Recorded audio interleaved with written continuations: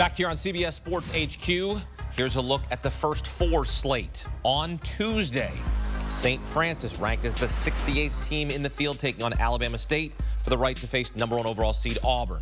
Then it's San Diego State against North Carolina. The Tar Heels, the last team into the field. On Wednesday, American against Mount St. Mary's for the chance to meet Duke in the first round. It's also Texas and Xavier playing in Dayton as the winner will face Illinois. At least one first four team has gone on to win a round of 64 game in 12 of 13 seasons since the first four began in 2011.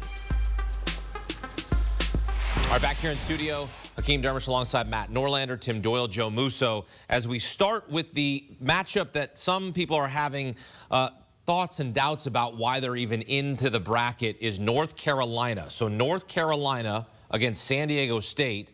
Who wins that game, Matt Norlander? I'm going San Diego State. I think this team, which has beaten the likes of Houston and Creighton this season, is going to show up, play well. I don't think San Diego State even deserves to be going to Dayton. This is 2 years in a row where we've had a situation like this where a team that shouldn't have been sent there was sent there. It happens, no biggie, but I do like San Diego State to win this game. North Carolina has played well against lesser competition. We all know the deal with the lack of wins in Quad 1. A lot of those were high-end teams, but UNC will have no shortage of appreciation and motivation because I'm sure a lot of people are going to pick against UNC in this spot. I happen to like San Diego State and its defensive profile overall. This is a top 15 defense. Give me the Aztecs to beat the Tar Heels right off the bat on Tuesday. -3.5 you're laying with North Carolina. What do you do? You are paying a premium to bet North Carolina. This game should be a pick'em based on their resumes. Nick Boyd is still at San Diego State.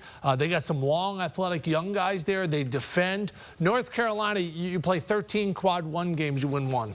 So, like, you know, I'm a racehorse guy. If a horse continually runs second, like can't get to the winner, I can't bet him. Like if I see horses like second, I can't bet. I've watched this movie with North Carolina.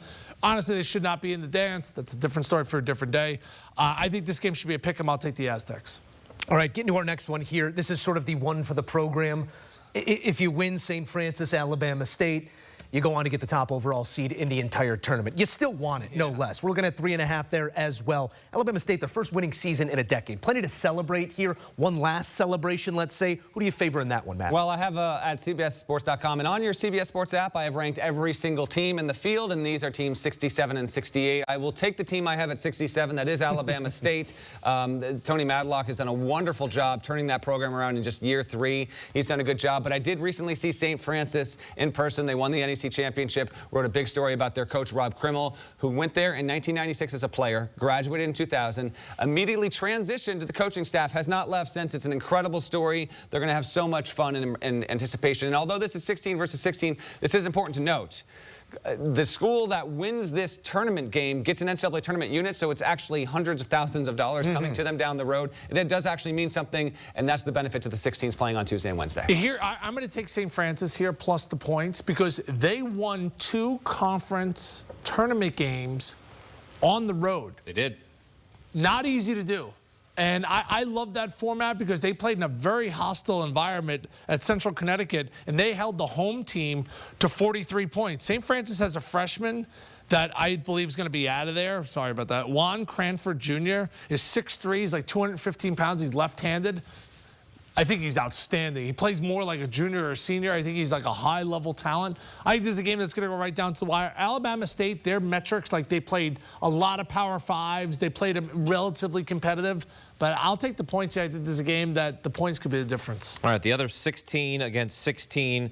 That winner moves on to play Duke in the first round. The champion out of the MAC, the Metro Atlantic Athletic Conference. Mount St. Mary's against American, the champion out of the Patriot. We've got a team from Emmitsburg, Maryland against a team from Washington, D.C. So relatively they know each other. They're going to be playing in Dayton. Matt, you take a look at these two teams. Who would you pick to move on to face Duke? They're close. They're both 22 and 12. They're actually really close to each other in the metrics. It is a toss-up here. I will go with American. The American Eagles, I feel like tossing on like, you know, a rugged polo. Give me some cargo shorts here. Let's go with some of the American Eagles. I will go with American in this one. And if you're a diehard college hoops fan and you watch the first 4 just like I do, like millions of others do, you know that one of the two 16-on-16 games minimum winds up being pretty dramatic overall. I actually like the potential for this one to be pretty close. I'll go with American. I cannot touch American. They got pounded by North Carolina and St. Joe's, right? But good news, they're not playing those teams. You know, they also got pounded by Siena and pounded by LaSalle. Like, I get it. You know, they have 22 wins. Congratulations. Mount St. Mary's, I watched that game against Iona because my brother is an Iona alum. They scored 7 points the first 13 minutes of the game, but they're really long. Dola Adebayo is a really good athlete. Defensive, this might be a game that's 44-42. So I think it's going to be extremely low scoring. I think Mount St. Mary's could easily win this game. Iona was rolling. Like, Iona does not lose that conference tournament. They were up double digits against St. Mary's and Mount St. Mary's, and they figured out a way. I was actually very impressed in that game. It's the first 6 seed to ever win the MAC tournament. So I'll take Mount St. Mary's here in the points. A lot of dogs. All dogs go to heaven in Dayton. Maybe take the under 2 there. Oh, that's going to be, that is going to be big under game. Painful to watch, yes. Painful to watch, but always feels good to win, Tim Doyle. We love doing it amongst friends as well. We give you each and every one of these picks. We got another first 4 to get to here. Texas and Xavier, both teams living on that bubble reality for the better part of month and a half now, Matt Norlander. Yes. We're assessing sides. It's 2.5 in favor of Xavier, but when we look at this strictly at surface level, a flat-footed Texas team, some experience at the helm of Xavier. What do you make of this matchup? Xavier is 43 at Ken Pom. Texas is 44. So from a predictive metric standpoint, this is very even across the board. Ryan Conwell is a baller. We actually have this game has the best potential of any of the 4 in Dayton to be the most entertaining because you have Trey Johnson for Texas, who is, I think, the most talented natural scorer to come into that program as a freshman since a guy named Kevin Durant. Wow. He could be a threat to go for 30-plus in this game. Ryan Conwell just dropped 38 in the Garden. I think this is an incredible matchup. Xavier has been the more consistent team. Now, it doesn't have as many high-end wins.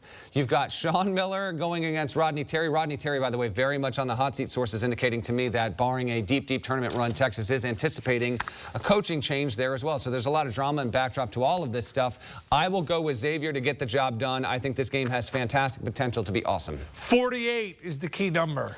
That's the distance between Xavier and Dayton in miles. 48. So this is a home game for Xavier. Well done. Yeah, I mean, 48. By the way, no traffic out there. Yeah.